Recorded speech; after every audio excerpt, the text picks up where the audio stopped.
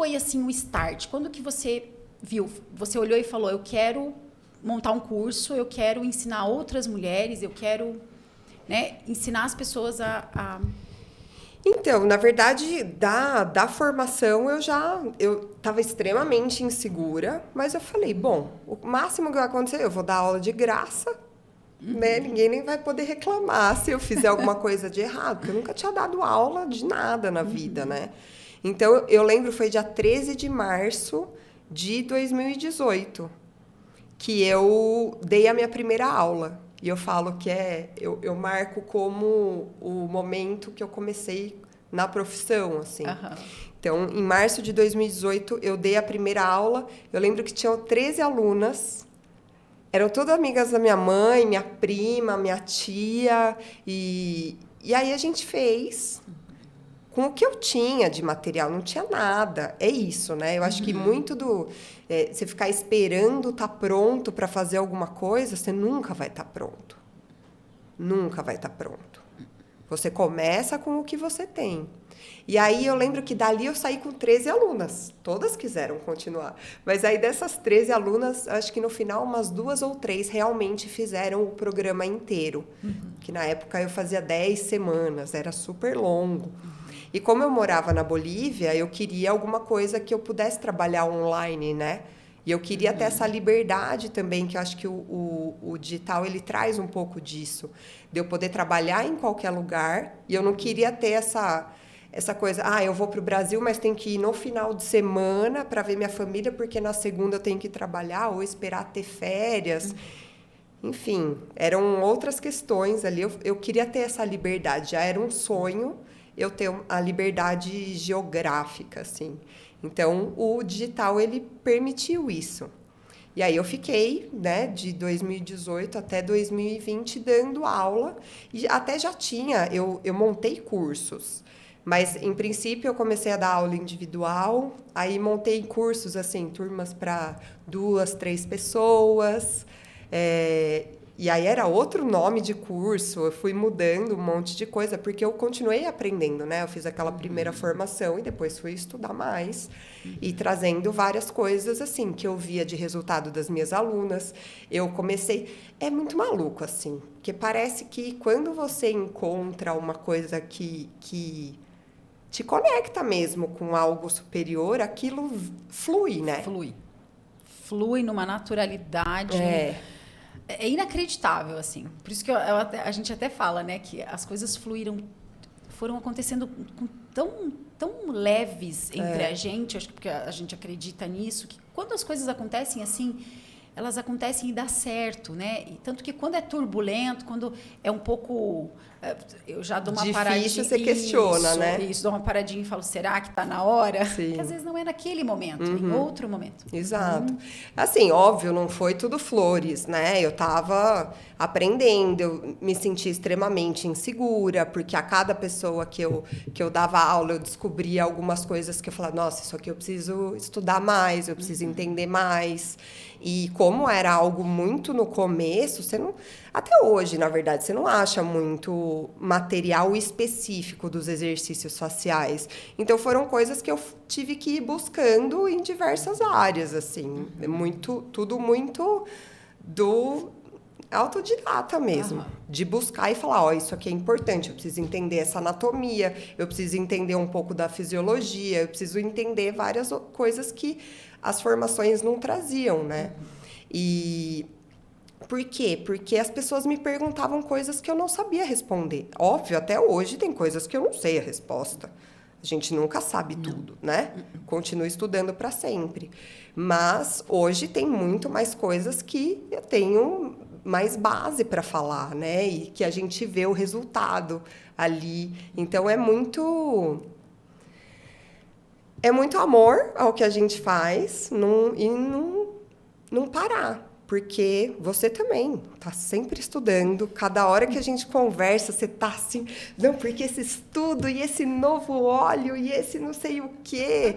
Que, assim, de coisas que nunca ninguém quis estudar, nunca ninguém foi atrás. Vocês estão sempre trazendo novidades, assim, né? Que explodem a nossa mente. Não, eu acho que que vem essas novas soluções, né, tanto do que vocês fazem quanto do que eu faço, vem da gente não se conformar. Porque, assim, eu não me conformava que a única forma que eu tinha era operar a minha tireoide, operar o meu olho. Eu tô curada 100%? Não tô curada 100%. Minha tireoide tá equilibrada, tá saudável, né? Ainda com remédio, com suplementos e tal, sim. Meu olho voltou 100%? Não voltou, mas hoje eu já me vejo de uma outra forma. E já enxergo também que o meu olho faz parte da minha história. Antes eu não me reconhecia quando me olhava no espelho. Agora eu vejo as fotos de antes da exoftalmia e aí que eu acho estranho, porque eu já estou não há mais tempo, né? Porque 30 anos da minha vida eu não tive a exoftalmia, mas hoje é de um outro lugar que eu vejo isso. E olha quanta coisa eu aprendi a partir de uma doença, né? Inclusive, esse ano eu fiz um curso que se chama Anatomia Intuitiva, do Theta Healing, que é um curso para você ouvir mais o corpo, porque nosso corpo fala. O tempo todo. Ele não fala às vezes, ele grita. Ele grita. No meu caso, ele estava assim, socorro! Enfim, e nesse curso, eu fui percebendo o quanto a gente está desconectada. Negligenciando. Uhum. Porque ele está ali falando o tempo todo. Então, são formas diferentes que você vai aprendendo, são caminhos diferentes para chegar no mesmo lugar. E aí, olha que maluco, né? Durante esse curso, porque grande parte das minhas buscas é a minha cura, então, muito do que eu trago hoje vem através dos estudos que eu faço buscando a minha cura, né? E eu cheguei num ponto desse curso de entender que eu não tinha me curado ainda, e aí a gente entra numa questão bem polêmica, né?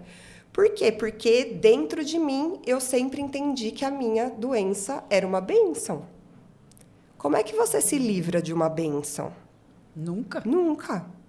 Não vou deixar essa doença embora. Então, olha como existe uma complexidade de coisas, né? Uhum. E agora, entendendo esse processo, eu já estou trabalhando de uma outra forma, mas olha quantas informações a gente tem através do nosso corpo que a gente não para ouvir. Não. Nosso corpo, ele fala o tempo todo. E você também já teve os seus chamados divinos, já, né? Para olhar para outras coisas. Não sei o que as pessoas chamam, como elas chamam, mas, enfim. Quando eu acho que entra muito nessa questão do ser uma pessoa inconformada. Eu não consigo me conformar com... E parece, até soa um pouco, às vezes, e eu percebo que, às vezes, as pessoas olham para mim do jeito que eu falo, um pouco mais, né? Que eu não aceito... Pode parecer arrogante, né? Arrogante, ou teimosa. Cabeça dura, isso é cabeça dura. E até um pouco radical, às vezes, mas de não aceitar... Só que não é que eu não aceito e contesto tudo, mas aquilo está fazendo sentido para mim, não importa o que os outros falam. Uhum. Entende? Eu nunca me incomodei com isso. A minha avó sempre foi muito assim, né? Porque na época dos nossos avós, a gente não tinha essa cobrança tão grande, de tanta gente dando pitaco e falando e tal. As comunidades eram menores, a comunicação era menor e tal. E a minha avó sempre foi essa pessoa meio curandeira, assim, né? Salvava um monte de gente, todo mundo... Ela conhecia muito, por conta da mãe dela, sobre ervas, sobre plantas, sobre tratamento e tudo mais. Então, se ela fosse se preocupar com o que as pessoas falavam sobre esse tipo de coisa, ela ia deixar de salvar uma pessoa, ia deixar de ajudar uma pessoa. Então, eu tenho um pouco isso dentro de mim, assim, eu não me preocupo muito. Mas, então, esse fato de ser inconformada, eu busco o que precisa ser buscado para que eu consiga resolver aquele problema. E a dermocência também veio disso. Ainda bem que eu tinha isso. Claro que a Andriele de 10 anos atrás, de 8 anos atrás, é outra pessoa hoje.